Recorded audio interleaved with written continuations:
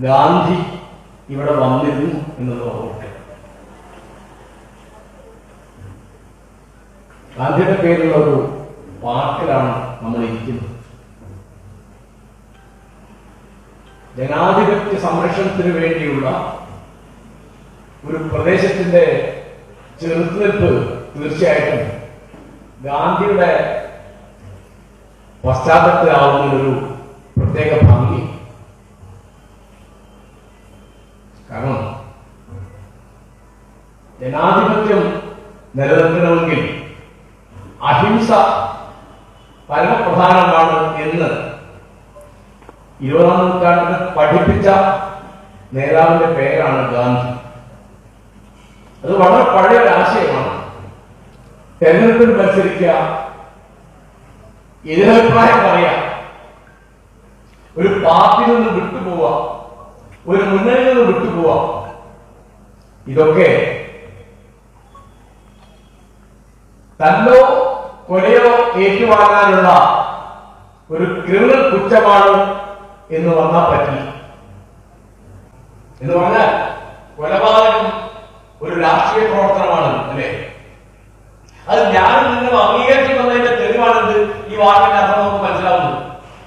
രാഷ്ട്രീയ കൊലപാതകമാണ്. നേരിട്ട് 7 പതിറ്റാണ്ട് ജനാധിപത്യം കൊണ്ടു നടന്നിട്ട് രാജാധിപത്യത്തിന്റെ കാലത്ത് ഉള്ളതിനേക്കാൾ ഭീകരമായ തരത്തിലാണ് നമ്മൾ അക്രമം കാണിക്കുന്നത്.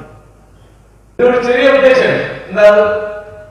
പേടി മാറ്റം. ചന്ദ്രശേഖരന്മാര് രണ്ടാമതാണ് ഉണ്ടാവുന്നത്. നിങ്ങൾ ചെയ്ത ഈ അക്രമമാണ് എന്ന് പറയാൻ പേടിയില്ലാത്ത ധാരാളം നാട്ടിലുണ്ട് എന്ന് പറയാൻ ഇരിക്കുന്നു. കാരണം ജനാധിപത്യത്തിന് ആവശ്യമുള്ള ഏറ്റവും പ്രധാനപ്പെട്ട സാധനത്തിന്റെ പേര് ധൈര്യം. ഈ രക്തസാക്ഷികളൊക്കെ ആർക്കു വേണ്ടിയാണ് മരിക്കുന്നത്? ആർക്കു വേണ്ടിയാണ് അവർ കൊല്ലുന്നത്? ഈ ഭാഗത്തെ പെൺകുട്ടികൾ അത്തരത്തിൽ ജയിലിൽ പോയ ആളുകളെ പ്രേമിക്കുകയും കല്യാണം കഴിക്കുകയും അവർക്ക് വേണ്ടി 10-20 കൊല്ലം കാത്തിരിക്കുകയൊക്കെ ചെയ്യുന്ന കഥകൾ ഞാൻ കേൾക്കുന്നു.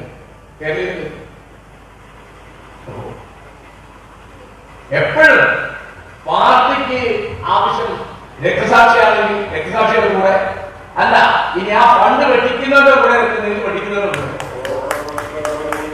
പാർട്ടിക്ക് വേണ്ടി മരിക്കുക, പാർട്ടിക്ക് വേണ്ടി കൊടുക്കുക. എന്താണ് CJ തോമസ് ചോദിച്ചത്? ഒരാളെ കൊന്നിട്ട് സ്ഥാപിക്കേണ്ട വല്ലൊരാശയവും മനുഷ്യനുണ്ട്. ഇവിടെ മധുസൂദനെതിരായിട്ട് കുഞ്ഞികൃഷ്ണന് മത്സരിക്കാൻ അവകാശമുണ്ട്. ചെറിയൊരു കാര്യം, ഒരു നോമിനേഷൻ കൊടുക്കാൻ അവകാശം. അദ്ദേഹത്തിന് അഴിമതിക്കെതിരായിട്ട് പാർട്ടിക്ക് പുറത്തോ പരാതി കൊടുക്കാൻ അവകാശമുണ്ട്. അദ്ദേഹത്തിന് താൻ കണ്ട ഒരു സത്യം വിളിച്ചു പറയാൻ അവകാശം. ഇതുപോലെ TK ഗോവിന്ദൻ മാഷിക്ക് പിന്നെ ഇലക്ഷൻ കഴിഞ്ഞു, റിസൾട്ട് വന്നാൽ എന്താ ഉണ്ടാവുക? ഈ അവർക്ക് വേണ്ടപ്പെട്ട ആളുകൾ തോറ്റാൽ എന്താ ഉണ്ടാവുക, ജയിച്ചാൽ എന്താ ഉണ്ടാവുക? രണ്ടും അപകടമാണ്. അവര് ജയിച്ചാൽ തോറ്റാൽ തോൽപ്പിച്ചതിന്റെ ദേഷ്യം, ജയിച്ചാൽ ജയിച്ചതിന്റെ അഹങ്കാരം ഉണ്ടോ? നിങ്ങൾക്ക് ആയുധം കണ്ടുപിടിക്കുന്നവരെ വലിയ സന്തോഷം വന്നാൽ ആഘോഷിക്കാൻ കണ്ടുപിടി, വല്ല സങ്കടം വന്നാൽ ആ സങ്കടം തീർക്കാൻ കണ്ടുപിടി. എപ്പോഴും ആയുധെടുക്കുക. അപ്പോ എന്താണ് ശരി എന്നുള്ളൊരു വളരെ അടിസ്ഥാനപരമായ ചോദ്യമാണ്.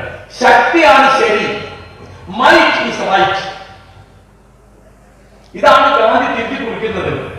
ഗാന്ധി പറയുന്നത് ശരിയാണ് ശക്തി എന്നാണ്. Right is might. രണ്ട് ലോകാണ്. ഒന്നെന്താ പറയുന്നത്? ശക്തിയാണ് ശരി, മൈറ്റ് ഈസ് റൈറ്റ്. മറ്റെന്താണ്? ശരിയാണ് ശക്തി, റൈറ്റ് ഈസ് മൈറ്റ്. അപ്പോ ശരിയുടെ കൂടെ നിൽക്കാൻ ബുദ്ധിമുട്ടാണ്. പക്ഷെ ആ ബുദ്ധിമുട്ട് സഹിച്ചില്ലെങ്കിൽ നമുക്ക് നമ്മുടെ മൂല്യങ്ങളോട് ജീവിക്കാൻ പറ്റും. കൊന്നിട്ട് സ്ഥാപിക്കേണ്ട ഒരു ആശയം, ഒരു ആദർശം ഉണ്ടാകാൻ പാടില്ല. ഇപ്പോ നമ്മുടെ ഓർമ്മയുള്ളവർ അവനവനെ ഓർമ്മിപ്പിക്കാൻ വേണ്ടി, തൊട്ടടുത്തവനെ ഓർമ്മിപ്പിക്കാൻ വേണ്ടിയാണ് നമ്മുടെ സമ്മേളനങ്ങളും പ്രകടനങ്ങളും പ്രതിഷേധങ്ങളൊക്കെ ഒപ്പുചേർന്നതാണ്. അതുകൊണ്ട് ഈ പയ്യന്നൂരിലെ യുവാക്കളുടെ, സമാധാന പ്രേമികളുടെ, ശാന്തിദൂതന്മാരുടെ ഈ സംരംഭത്തെ ഞാൻ അഭിവാദ്യം ചെയ്യുന്നു.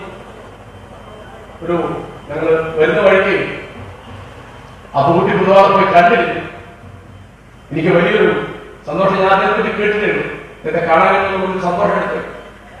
കാരണം ഈ 103-ാം വയസ്സിൽ അദ്ദേഹത്തിന്റെ മനസ്സിൽ അവരുടെ കുട്ടിക്കാലത്തെ ദേശീയ പ്രസ്ഥാനത്തിന്റെ, ശരിയായ ജനാധിപത്യത്തിന്റെ, മതേതരത്വത്തിന്റെ, ദേശീയതയുടെ, ജനസേവനത്തിന്റെ, അലിവിന്റെ, സ്നേഹത്തിന്റെ, അഹിംസയുടെ ആ കനലൊക്കെ കെടാൻ ഇപ്പോഴും അദ്ദേഹത്തിന്റെ മനസ്സിലുണ്ട് എന്നുള്ളത് ഞങ്ങൾക്ക് വലിയ പ്രചോദനമാണ്. ഞാൻ അദ്ദേഹത്തെ അഭിവാദ്യം ചെയ്തുകൊണ്ട്, നാട്ടിലെ ഈ ചെറുത്തുനിൽപ്പിന്റെ ഊർജത്തെ അഭിവാദ്യം ചെയ്തുകൊണ്ട് ഈ പരിപാടി ഉദ്ഘാടനത്തിനായി പ്രഖ്യാപിക്കുന്നു. നന്ദി, നമസ്കാരം.